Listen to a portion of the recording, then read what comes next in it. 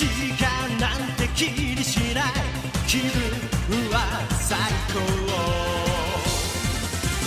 だけどびっくり世界がどんどん Welcome to the Super Sentai Brothers. This is episode 8 of The Spy Who Loved Megaranger, the internet's best and only podcast dedicated to Denji Sentai Megaranger.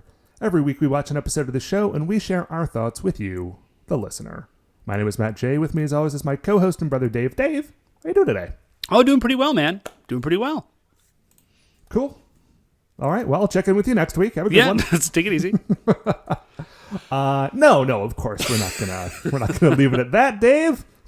Because what we need to do today is talk about episode 8 of Denji Sentai Megaranger. That's not the content that people crave. I mean, listen, we can talk a little bit more about the weather. That's what we do that a lot at the top of the show. It's raining now. It's been raining a lot. Well, to be honest, Matt, Matt, I was actually going to talk about that, but I was saving it. Ooh, such content. This week we're talking about episode 8. It is called I Can't Lose, Turnabout Teamwork.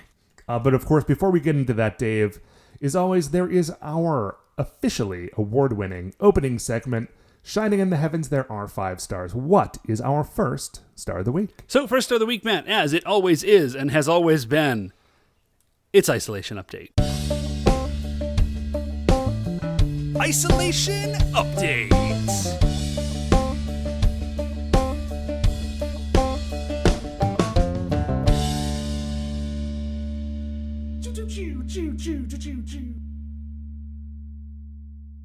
Yes, Dave, how is your isolation going?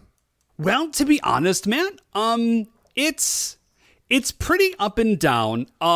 Today was kind of a bummer because the weather was bad. Like, it was very cold and rainy, and I have discovered as aforementioned. Yeah, saving it. See, I have discovered that in recent days there is a direct 1-to-1 correlation between the quality of my day and if my kids can go play outside. that is direct. And not just for me, but like for them, they like to get outside, and when they can't, they're stuck in the house. So they, as kids do, they get cranky and sad, which and then in turn makes my life pretty rough. Like, he's having Beth is putting the kids to bed so I can be here to talk to you, and he's having a pretty rough time going to bed.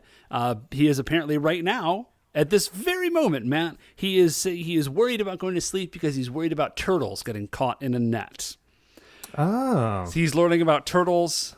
Learning about nets at the same time, apparently. Well, man, there's this book, and it's like largely good, and we try to elide over the pages that are like turtles are endangered and get caught in nets, and it's very sad for them. It's like, man, this is a children's book, and like I get what you're trying to do, like create ecological awareness, and maybe I shouldn't have gotten this book for my 3-year-old, but he wants to know about turtles, so right, I mean, turtles are cool. I don't blame him. Yeah, he has also. Have you tried to teach him about Ninja Turtles instead? Because they can deal with the nets. There's a lot of ideas that are kind of packed into the concept of Teenage Mutant Ninja Turtles.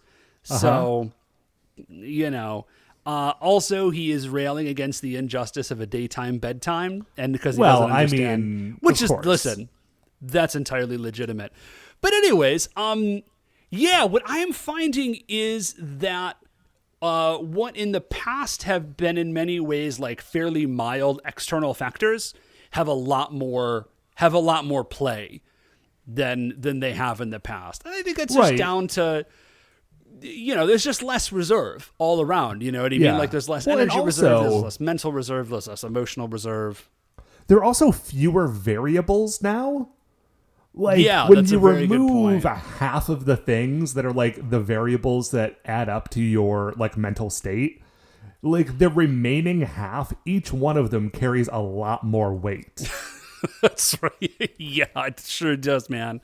So like if it was a rainy day before, like, that was fine. I'll just go do something interesting somewhere else inside.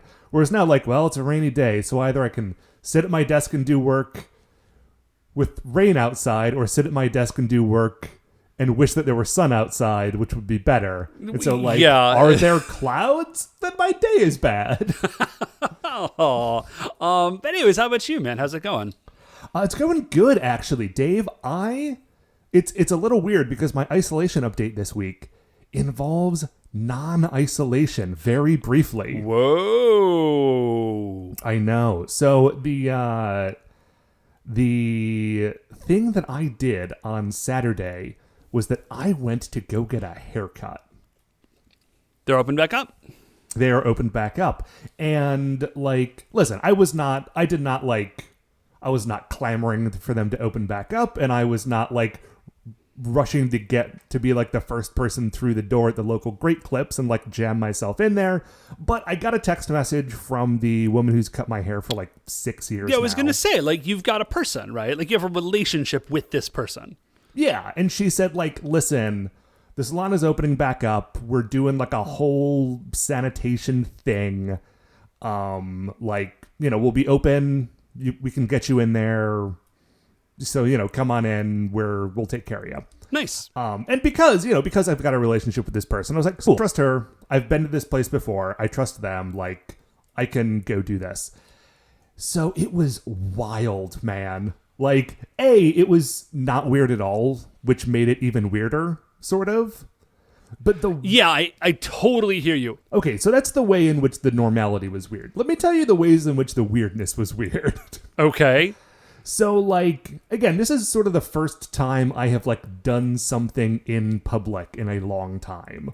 Yeah, there's So, Well, go ahead. So, I'm interested to hear what you're I going to say. know that, for people who have been, going to stores and not just getting everything delivered, they have probably, acclimated to some extent to this.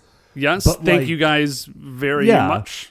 But, I am not used to putting I put on a mask and I went to a place and everyone else in there was wearing a mask. And when I went in, they're like, okay, cool. Welcome to the place. Immediately go wash your hands before we do anything. And they had erected a bunch of plexiglass barriers in between the chairs in the place. Yeah, dude, holy cats. And had taken and set up a plexiglass thing between the front and the back side of where the cash register was, and took an extra step in between every part of the haircutting process. Okay, we're gonna go wash your hair, and then after we wash your hair, I'm gonna send you back to the chair while I stay here and sanitize this hair washing station, and then I'm gonna come back and I'm gonna pull out my clippers, and then I'm gonna re-sanitize my clippers, and then I'm gonna do some stuff, and then I'm gonna sanitize them again. Every step had 2 steps on either side. It was dude. It really felt like this whole operation in a way that, and when I say operation, I mean a surgical operation. Right, and I think that's awesome. I think that they are being as cautious as they are. Man, if only I had known how much we should have all been investing in plexiglass producers, because those guys are blowing up right now.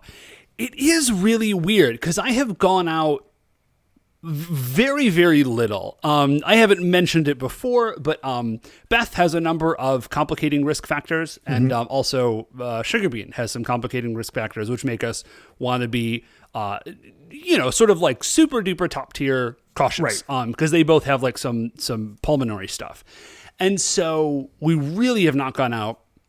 There have been 1 or 2 times where I've ducked out real fast to the grocery store that's across the street from my house, and it's a very uncanny valley, I think is the best way to describe it. It's oh, this is very close to being normal, but it's very definitely not normal in some key ways. Right, this is a location that I recognize and am familiar and comfortable with, but there are parts of it that are off.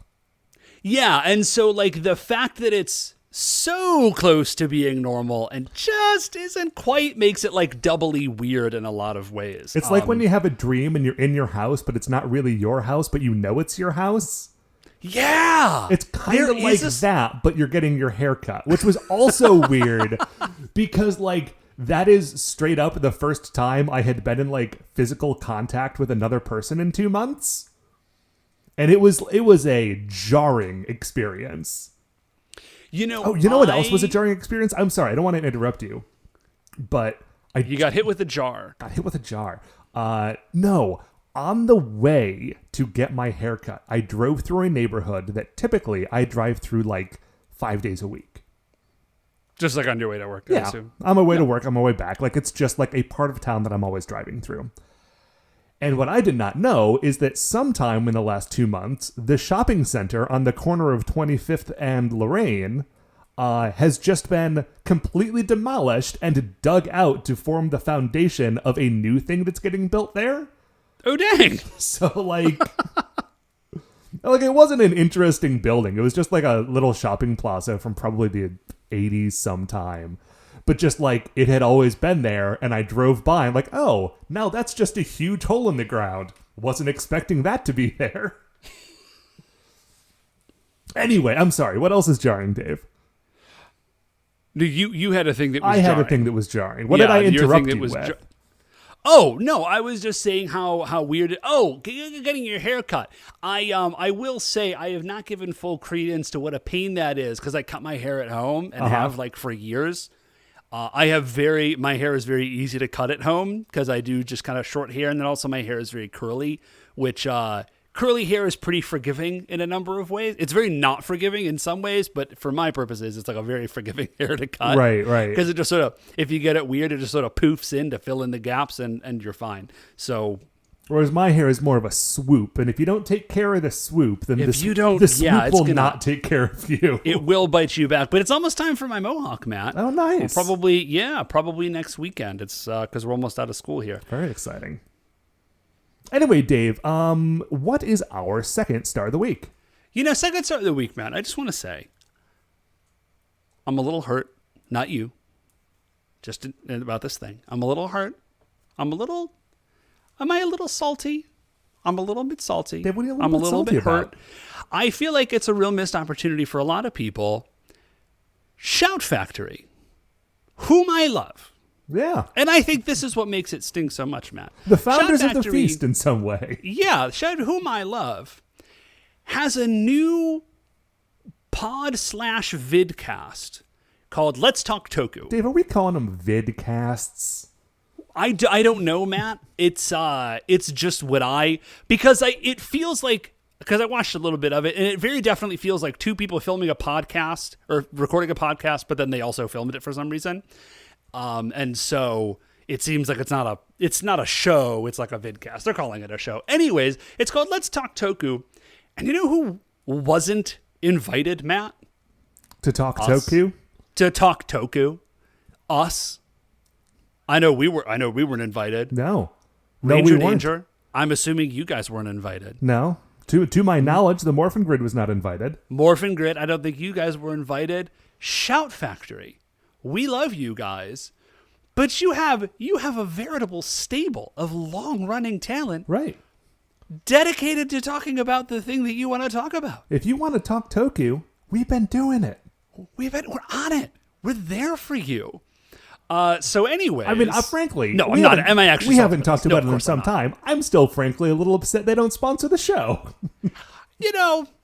We can circle back on that. Am I actually salty? No, of course I'm not. But I was a little bit like, you know what it really was? Is like, guys, there's not a gigantic audience for this. Like, did you Shout Factory think to look around and just see, is there anybody already doing this sort of thing that we could tap into? Because I mean, like Tokusatsu, like I think there's probably I don't really follow like kaiju movies, but like there's gotta be kaiju movie podcasts. Oh, almost like certainly.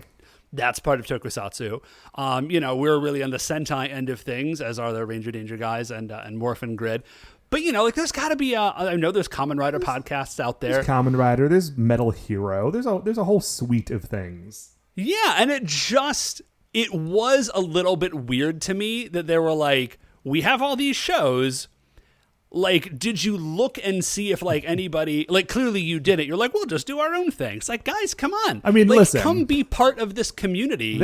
One of their own things though was like interviewing Dr. Jason Narvi, which like, listen, I'm not going to get down on that. Oh yeah, dude, that's a huge get. I'm not, listen. I'm just saying, when they eventually do an episode about Die Ranger, when they don't email us, I'm going to be upset. I will be a little bit upset. I should check the email. I never do. There's no way there's anything in there. Matt, if there's a bunch of emails from Shout Factory, we're going to have words. Like, guys, we have been trying to get a hold of you for months. We're so desperate. But we Matt, only know how to communicate via email. What, Matt, is our third star of the week? Oh, gosh. What is our third star of the week? Video games. Dave, Oh, yeah, video games. I love them. You love them. Let's talk about a few of them. I don't have a ton to talk about, except here's the thing. There was a game that you played a number of years ago that you recommended to me that I never got around to, but it was on sale on the Switch recently, so I just picked up Sunless Sea. Oh, dang. Yeah, Sunless Sea is the best. So, and here's what I really want to say about it. Because I don't feel like I'm far enough into the game to talk about the game itself much. But when you load up the Nintendo Switch, it shows you like the 4 or 5 most recent things that you've been playing. Yeah. And I have realized that the game... I say yeah like I knew that. I didn't know that, but okay. The games that I've been playing are Animal Crossing New Horizons. Hear very good things about it. Super Mario Maker 2, to which there has recently been a pretty big update. I think we talked about it a few weeks ago. I'm going to say tag back in. Still excited about it? Things are going very well? Yeah. Nice, okay. Sunless Sea, and The Return of the Obra Dinn, which I think is another game that we talked about some time ago. Yeah. That's the black and white one where you're like a weird, spooky detective. Yeah, so yes. So I was looking at it, I'm like, wow, the only games I play on the Switch are either like wonderful, soothing, candy-colored Nintendo playgrounds and games about isolation and dread at the terrors of the sea. It's not, I think that's good. You're getting a broad spectrum. Those I think are really two ends. But like nothing in the middle. Only the horrors of sea monsters and like,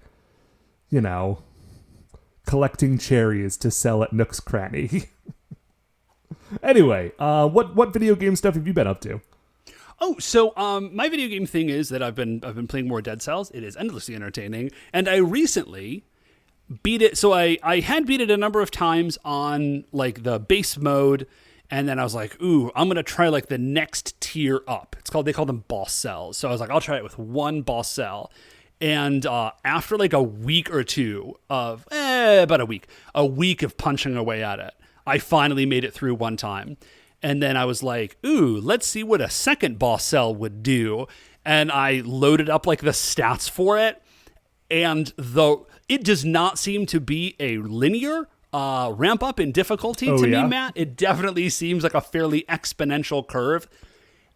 And it goes up to 5 boss cells. Dude, I haven't even beaten it on like regular mode yet. Well, like a lot of roguelikes, you will discover, like, after the first time that you beat it, you will find that you will beat it more times than not. Like, it will be fairly unusual for you to not beat it. But the idea that this game goes up to 5 boss cells is frankly insane to me. I mean, obviously, people have beat it. I'm sure people have speedrun it. I'm sure people have beat, like, 5 boss cells in, like, sub 10 minutes. But that's crazy. Yeah. Before we get off of this video game star, producer Mark did want to say that Streets of Rage 4 is extremely good. I haven't played it yet myself, though. But I just said that I would put in a good word from him for it. Oh, dude, I would totally be into playing that game. I would love to play Streets of Rage 4, but the thing is, I feel like that's a game that needs, like, couch co-op. Like, I want to sit down with someone and play Streets of Rage, Well, man, frankly, I'd like to sit down with someone and play literally any game, but we're at where we're at. Anyway, Dave, what is our 4th star of the week? The 4th star of the week is I made croissants. Ooh. Yeah. And, Matt, can I just say, people say they're very difficult. That's what I've heard. And basically, my first time out, I crushed it. Oh, really? Oh, yeah. Yeah, Matt, I think... Man, this might be my anime savant thing. I might be like the kid, what's his name, Kazuma Kajima or whatever the heck his name is, from the bread anime. Oh, Yakitate Japan? Was that what it was called? Yakitate Japan. Azuma Kazuma. That's his name. Wow, I remembered more details about that than I thought I did. Yeah, this might be my thing, man. I don't know. I did a great job. Like, objectively speaking, Beth tried. She's like, these are amazing. And so she took some pictures, and I'll send them to you. You can post them on the Twitter. Now, let me reveal the curtain back a little bit. This is actually not quite my first time doing it. I did try 2 batches before this one, and they were definitely tasty. They definitely were not croissants. And the reason that I figured out is that I used live yeast as opposed to dried activated yeast. I used live yeast, and it was dead.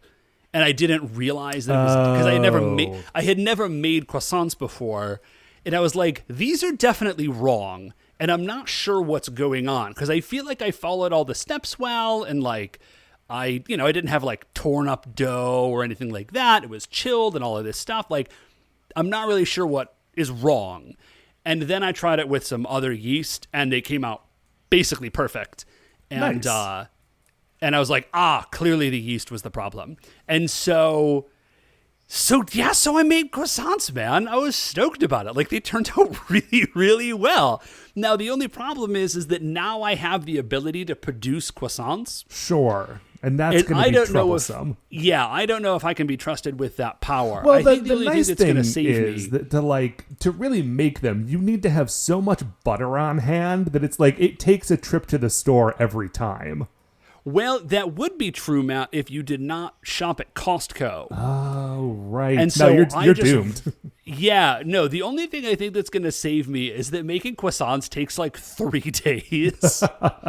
Almost all of which is inactive time. But like, if you want croissants on like Saturday morning, you need to start on like Thursday night. Right. And so that I think is going to save me. But yeah, man, that's just like, I felt very accomplished. I felt great about it. I made these croissants. I gotta say, I will update next week or maybe the week after, depending on how my week goes. I have felt a little jealous of people doing like quarantine baking. So I did order like a couple of pounds of flour and some yeast, and I'm going to try to like make up a loaf of something this week. Hey, nice. Well, if you have butter on hand, I will shoot you over. I found a very good YouTube video. All right. It's not the one that I was looking at, is it? There was a YouTube video that I think I sent over to you when we were talking about this a few days ago, and it is this French guy whose name I don't recall. Oh, no. Boy, this guy's an American. this dude he's like comically French. Really good videos, though. I didn't. I'll check it out, though. The only bread stuff I've been doing is that have I talked about the fact that I've been making tortilla? You did. Okay. Yeah. Well, then I will not talk about it again, except to say that a couple of batches in, I think I finally got I got the timing and the moisture right. Nice. Like it's now I'm getting it so that I'm consistently getting it to like form bubbles, like air pocket bubbles when it's like on the griddle, which is like it's a delight. Anyway, so what, Matt, is our 5th star of the week? Dave, 5th star of the week is another food thing I've been doing. You got your food thing, and I have a admittedly much simpler food thing, but one that I'm excited about. I was watching one of the Bon Appetit videos where Brad was doing some pickled red onions. Oh, the It's Alive is the show, right? And he just kind of focuses it on fermented foods? Yeah, like fermenting, pickling, and stuff like that. So I was like, okay, pickled red onions. I love pickled red onions. Love pickled red onions. Why don't I have any pickled red onions right now? Well, Dave, I mean, I'm about to have a lot of them. Because I actually had a couple of red onions around, and I was watching him put this stuff together, and I was thinking about what was in my kitchen, and I was like, honestly, I have not all of the stuff that he has, obviously, but like I have substitutions for everything that I don't already have for like that particular recipe. So I watched it, and I'm like, I will definitely make those. And then the next day, I was like, okay, I'm going to make those. And I was trying to remember what was in it. I was like, okay, I got to watch this video again. So I watched the video again, and I'm like, I fully understand what happened. And then I started to think about like how much of everything I needed. And I was like, none of this makes sense to me. Because when you watch, if you haven't watched this video, Brad's always a little like loosey-goosey, but now that he's doing all of his recordings from home, like he's just like, I'll put some vinegar in there, who cares? And so I'm watching it, like trying to eyeball what he is doing so that I can like kind of guess what the ratios are supposed to be. So I ended up watching like this video like 4 times, and our mother had also watched it. And she had done the same thing and like had written down what she thought were the proportions. And she like took a photograph of her notes and texted it to me. So like, I think I spent more time rewatching the video than I did actually like in the kitchen putting stuff in a jar. But that sounds like cooking. Yeah. No, that's perfect. I think that's exactly the trajectory that you're on. So I did it. I did that on Saturday. So I think they're going to be done tomorrow, which is Tuesday. So hopefully I will have updates for you soon. Very excited about it. But you know what else I'm very excited about, Dave? Oh, it's episode 8 of Denji Sentai Megaranger. It's called, once again, I Can't Lose, Turnabout, Teamwork. Its original air date was April 6th, 1997. It was written by Junki Takagami. We're going to take a break, and we will be right back.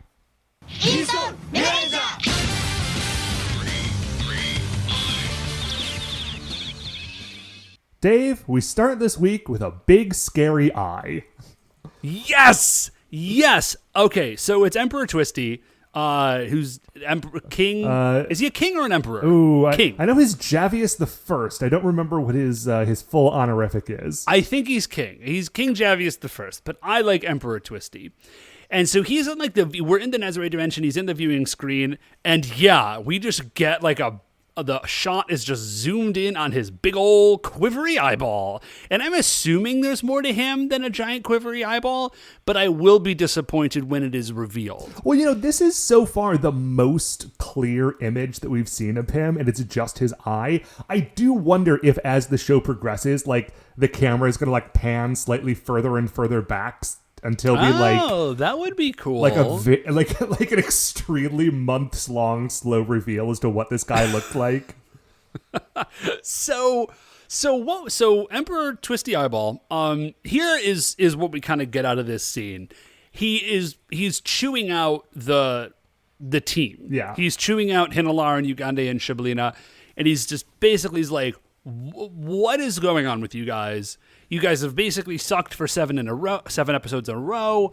And he does like a quick recap of all their failures. It's like, you haven't won. Also, you got my spaceship blown up. Like, what are you doing? You cannot beat these stupid kids. Yeah. And Hinalar says like, well, we need time. And he sort of sulks off into the distance. Yeah. Javius is just like, my dudes, handle your business. I need this planet to be evil so that I can live there. I love out. Shibolena's reaction to all of this. It's amazing. Because like they have been trying to like murder a planet, right? Mm-hmm. And her response to getting yelled at by Javius is like, curse those Megarangers. They're causing Dr. Hinalar to suffer so much. Yeah, this is very much like a Harley Quinn sort of. They are affecting his performance reviews. Yeah. And Ugande says, listen, I have a plan. And he goes to talk to Dr. Hinalar, and he says, listen, we get a quick thing where Hinalar, this is a little foreshadowing, spoiler alert, and Hinalar says, like, curse that Dr. Kubota. I didn't know his, like, digital science had advanced so much.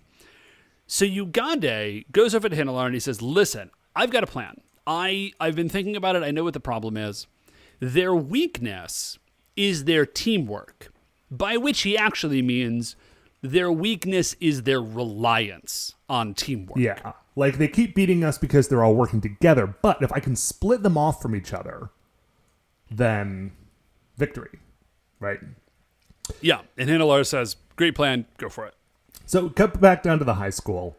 The four that aren't Kenta are all in the computer lab studying. And the one that is Kenta has completely blown off studying and has gone to do what he calls special training, which is playing the Megaranger video game at the arcade. Now, right. Now they're all like, in his defense, they're all like, Kenta going off to play video games, but like, that's what he brought to the table in the first episode. It's like, yeah, I'm extremely good at Megaranger. I will be the leader of the Megarangers. Well, okay, here's the thing. Now, Dr. Kubota is about to shut this down, but I think there is a certain logic to this. Couple of reasons. A, he's the computer ranger, right? So his whole thing is that he is able to, like, download other programs. And so if I feel like it is a reasonable assumption on Kenta's part to make to say, like, oh, well, I know that the fighting game Megaranger uses the fighting moves that I also use as Mega Red. So maybe if I'm like get better at the Megaranger video game, I will be able to like better interface with the combat training program or whatever that's built into my suit. Like there is a logic here. Right. It's not just him blowing off like studying to go play video games, but like by the look on his face, he's having a great time. Like, he is kind of... well, I mean, he's very good at Megaranger. What I would have loved is for him to go to the arcade and be playing other fighting games to try to, like, program, like, the Mega Red, like, computer power with other techniques. Like, if he was playing Street Fighter, he's like, okay, and got it. I could do a Hadoken now. This is amazing. I mean, you know, obviously there are like copyright reasons why he couldn't do that, but it would be amazing. It would be very good. So he gets a call from Kubota, and Kubota's like, are you seriously just playing video games again? Like, this does not count. Like, this is not your training. You need to be working with the others. He says it doesn't replace your training, but I think, and this might just be like... you reading into it. reading into it, but like, I think it could be supplementing his training. All right, I like that read. And again, I think there's a logic there.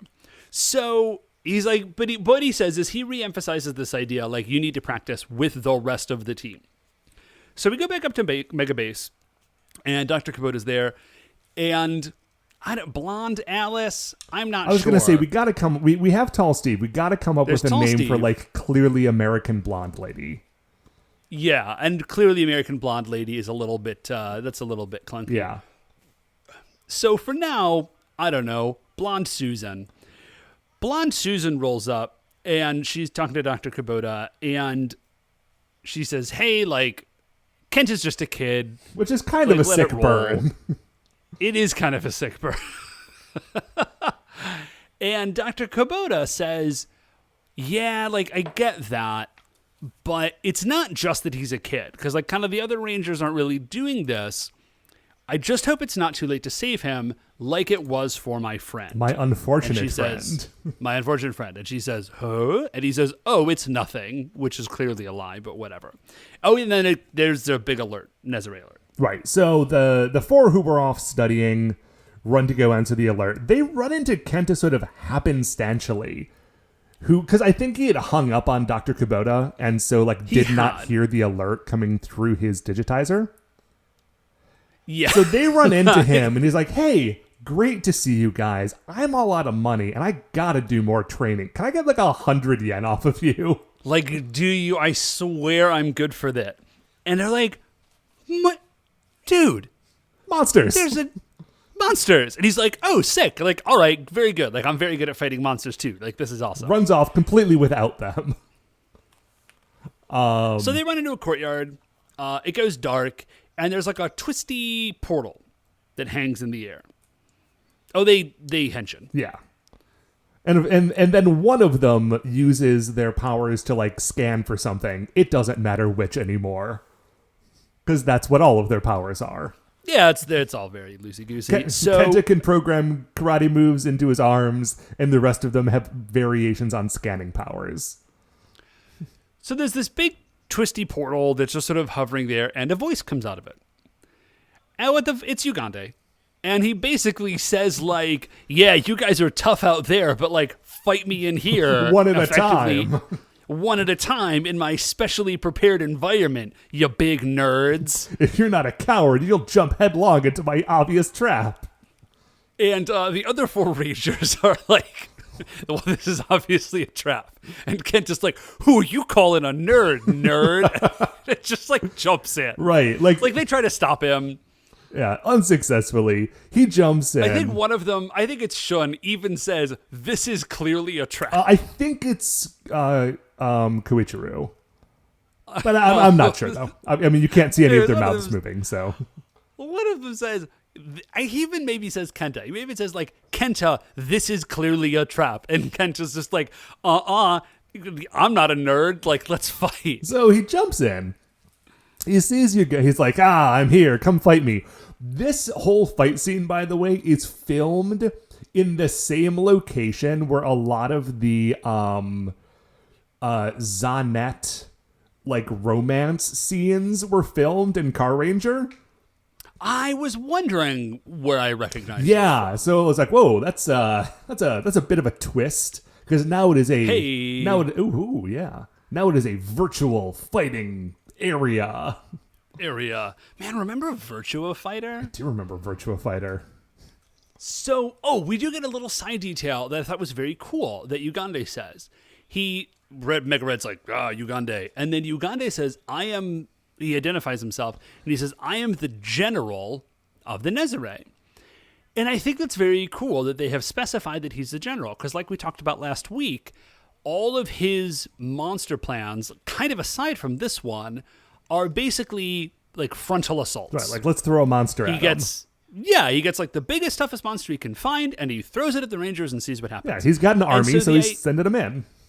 Yeah, and I just think that's like that's a very cool like little attention to detail, that he's not just a lieutenant, he's like the general of the Nazare army. So like of course that's the combat tactic that he's going to take. So they start to fight. It immediately goes super bad for Kenta. Yeah, dude, there's a lot of like trash talk, and Ugande is just basically like 1v1 me, bro. Like, let's do it. And Kenta is like, sure. Now, in Kenta's defense, in the first episode of the show, they did fight one-on-one, and Kenta won, right? And he's like, I've got my secret weapon, the drill saber. And in this fight, right, he's like, you've forgotten my secret weapon, the drill saber. But the thing is that Ugande did not forget about the secret weapon, the drill saber. He has an own secret weapon, which is a detachable head. Yes. Very good. A lot of good secret weapons in this series so far. Yeah, I'm not sure. I think detachable head might be drill saber. Because at this point, he just straight up becomes like the second form of a boss fight, because his body is still fighting Kenta using his sword, and his head is just flying around shooting lasers at Kenta. Yeah, it's rad. We do, I think, get a better idea as to Ugande's toughness, because Ugande does not bother with dodging a lot of these attacks. He just kind of like soaks it and waits for a more advantageous like position, I guess. Yeah. So we flash out to the Rangers, and they can hear it going poorly, but they can't see it. Like, they can't see into this alternate VR dimension. So Mega Yellow does like an image analysis. They're like, oh no, it's a VR alternate dimension. And they shoot their lasers all together to kind of try and break in. Yeah, they realize that he's trapped in virtual reality. So they all aim their laser guns at the same spot in open air, and that breaks a hole in between regular reality and virtual reality, so they can hop in and save their friend. Yep. Mm-hmm. That is, well, they do specify that it is an alternate dimension virtual reality, so at least they get in that there's an alternate dimension there. Great. So the fight again, it's going really poorly for Kenta. He blasts Ugande. Ugande like deflects it with the sword. And then Ugande does something real dumb, which is he tells Mega Red, he's like, now that I've got you one-on-one and you can't rely on your teammates, like, I'll beat you. Like, dude, don't tell them what their weakness is. If you figured it out and maybe they haven't, like, don't reveal to them, never let me fight you alone, always fight me as a team. Like, you're coaching your enemy, dummy. I mean, to be fair, the only one of the 5 that doesn't know what Ugande is doing is about to be killed by a sword. Assuming that Ugande's plan will go goes to plan, which it does not, because at this point, like, the other four bust in, and specifically Koichiro runs over, like, sort of shoulder tackles Yagande away from Kenta. Yes. And then we see one of the greatest special attacks I've ever seen from Ugande. Here's what he does. He, like, opens his mouth, and energy flies out of his mouth, and then that energy forms into a larger version of his own head, and then that head blasts eye lasers. You gotta love it. I love how he just keeps, like, creating these laser grid form middlemen to do his attacking for him. I would if I had Sure, the man. ability. So the lasers are going to kill Kenta, but Koichiro, like, jumps in the way and, like, you know, just gets hit in the chest with it himself. Yeah, Mega Yellow jumps in. She calls the retreat. Kenta's like, no, we'll keep fighting. And Mega Yellow is like, my dude, Koichiro is very hurt. Right. Like, we need to leave. Koichiro was so hurt that his helmet visor gets, like, cracked and you see his face underneath, which is always the dopest thing. It's so, you know what's wild is for what is ostensibly like a fairly cheap, like, special effect, it is always hugely dramatic when you see it. Yeah. Because you maybe see it once every other, I don't know, season maybe. Mm-hmm. Like, it is not common that you will see like the battle damaged helmets and you can see them in between inside of it. There's a very cool, this doesn't have anything to do with the episode, but there's a very cool fade in and out transition where it's the design on the side of Mega Red's helmet. And when you're, like, zoomed in on it, it looks just, like, real abstract, and then you zoom out and you can see his helmet. It's cool. Yeah, it is cool. That's that is the sort of standard, like, commercial break transition. And the color the color of the helmet that is zoomed in on is different based on who the episode is about. Which is a nice, like, it's a nice touch, and B, it's a nice thing where, like, if you're halfway through the episode and you're not entirely sure, like, and you're having a little trouble, like, following the plot, it's a nice check-in point. Be like, no, pay attention to him. This is the one this week. Yeah. So we go back, and Koichiro is in the hospital. Things are bad. Yes. Again. Although I guess last time he was, like, in the nurse's office. Yeah. Kenta is sucking real bad. Yeah, Kenta is, like, he's sucking very bad. He's complaining about that his split lip hurts. And everyone is yelling at him because obviously this is all his fault. Right. And you know what? I really appreciate this. Like, I think this is very cool because they're definitely calling him out, but not in this is not a jokey scene. You know, and I think if this had been Car Ranger, there would have been a lot. In Car Ranger, we saw some stuff like this, but it was real hammy and jokey. And in this, like, they're really playing it serious. They're like, dude, this is a really big deal. Right, like, he could have died. Kenta is clearly struggling with this, and it becomes very obvious that the reason he's being kind of so surface and so petty about, like, oh, my split lip hurts, is as a way to avoid talking about and dealing with the thing that is actually happening, because he fully recognizes that this is his fault. Right.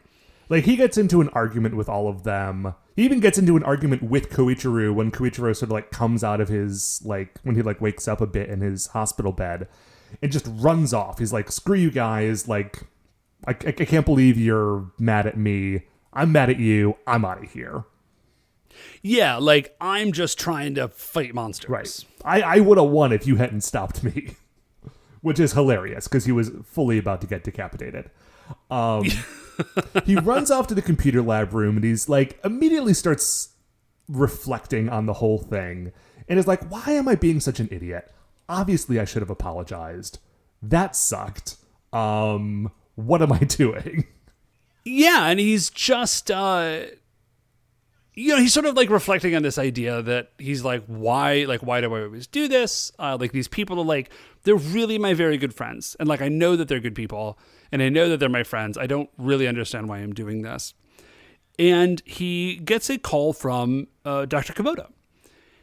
And Dr. Kubota says like, listen, dude, like, I get it. I get what you're doing. I get what you're going through. You need to understand how important it is that you're part of the team, that you function as part of the team. Like, let me tell you this story about this old friend of mine who was a real genius. Right. He was the true genius of INET. Yeah, like, unlike me, he was a true genius. And, like, Dr. Kubota is obviously a genius, but, like, this was his good friend who he looked up to. Yeah. And so this dude's name is Dr. Samejima. Sorry, Dr. Samejima. And we get this flashback. And long story short, Dr. Samejima is the guy who discovers that the Nezare dimension exists. And he is saying a bunch of stuff about, like, I need to prove it exists. I've been waiting for a year. I can't wait any longer. Like, I'm just going to go and I'll prove it exists. Right. And Dr. Kubota is trying to talk him out of He's like, this. no, I'm doing my own research. I need to make sure it's safe. And Samejima eventually just, like, sort of shoves him away, puts on a headset, and straight up, like, Trons himself into the Nezare dimension.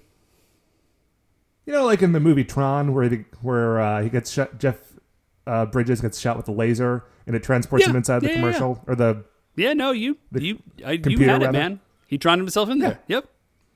Yeah. Okay. Yep. You just didn't laugh at my amazing reference, and so I wanted to make sure you understood it. No, sorry.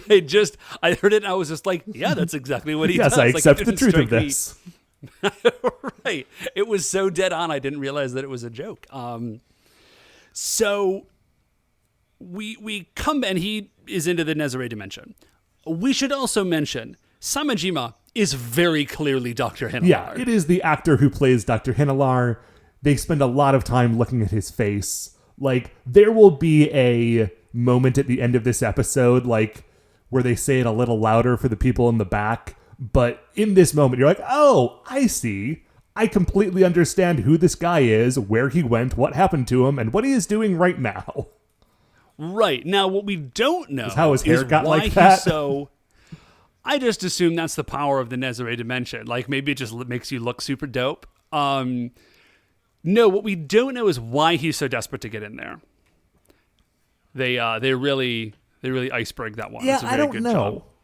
I don't know if he was trying to get in there to become Hinelar, or if he was just like, how science people are, like, desperate to prove his theories were correct at any cost. I was going to say we don't know. They don't tell us. But clearly he has something going on. And then we flash back and Kubota says, listen, that was a long time ago. His whereabouts are still unknown. We have no idea. You're just like him. You only are believing in yourself. You need to trust your friends. And Kenta's like, no, they'll never forgive me. And Kubota's like, they're your friends, dude. Like, they'll forgive you. It'll be fine.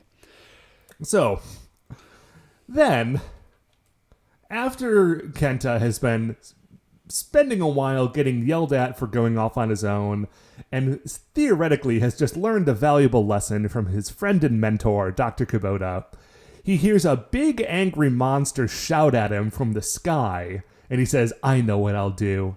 I will go fight Ugande myself again. And when I win, then they'll all forgive me. Two wrongs are going to make such a right. You have no idea. It's so good. Because he's rushing off to fight him, and then he remembers what Koichiro says, which is, we didn't mention it, but Koichiro says, listen, dude, it's not that you wanted to fight him, it's that you didn't have a plan. And in this moment, Kenta remembers that Koichiro said that. He's like, right, I've got to have a plan. My plan is, I will do the exact same thing as last time. Right, my plan is to go and beat him by myself. I can't, because the thing that he remembers is that, oh, my friend Koichiro is injured. I need to make sure he doesn't get involved in this fight. I'm going to go do it again. Love how dumb this guy is. Absolutely love it. Yeah, it is pretty fantastic.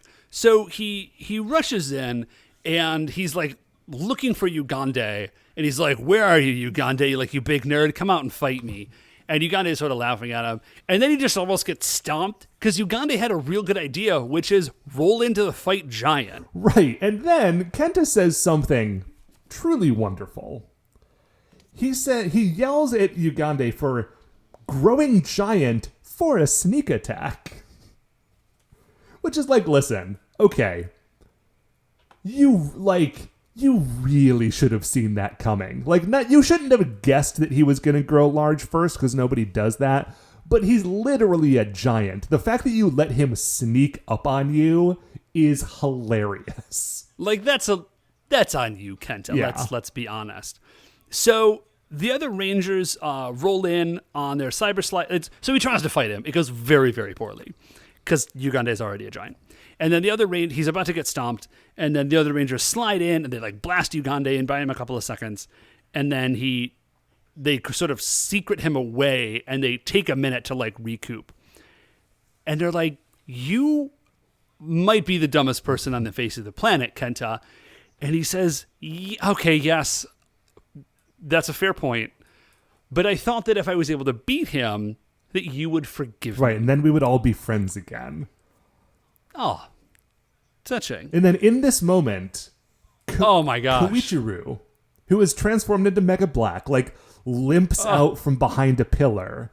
And he's like, it's so he's good. Like, Kenta, we never stopped being your friend. Yes, we are your friends. We come to help you when there is trouble. That's what the deal with friendship is. Let's do this together. Oh my gosh.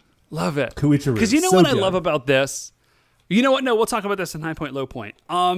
So they summon Galaxy Mega, and they start to fight. Ugande pulls a Shadow Clone move, which is real rad. Okay, he does pull a Shadow Clone move, except that the way that that's represented in this episode, it's not a bunch of people standing this is in not a great group. about. It's like you're looking at it through a bug eye lens, where there's just an array of them circling around a central one, which would be fine, except that when they do their incredible scan, they discover that the one, the obvious one in the middle that all of them are circling around is the real one.